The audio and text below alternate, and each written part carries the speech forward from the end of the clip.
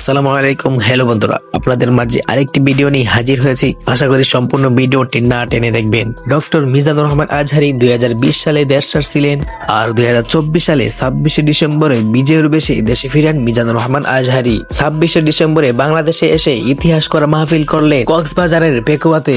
আর সেখানে দেখা গেছিল ডক্টর মিজানুর রহমান আজহারী হুজুরকে দীর্ঘ 4 বছর পর দেখার জন্য লক্ষ লক্ষ মানুষের ভিড় এবং ঢল নেমেছিল। যশোরে আদ্দিন ফাউন্ডেশনে 35 লক্ষ মানুষের প্রস্তুতি হয়েছে ডক্টর মিজানুর রহমান আজহারী হুজুর আসবে বলে। মাহফিলের এত বড় ময়দান আর বাংলাদেশে নাকি কোনোদিনও হয় নাই। যশোরে আদ্দিন ফাউন্ডেশনের মাহফিল নিয়ে কি বার্তা দিলেন ডক্টর মিজানুর রহমান আজহারী হুজুর? মিজানুর রহমান আজহারী হুজুর তার ভেরিফাইড পেজে যে বার্তা দিলেন, খুলনা বিভাগের বন্ধুরা, ইনশাল্লাহ আগামীকাল থাকবো যশোরের পুলের হাটে।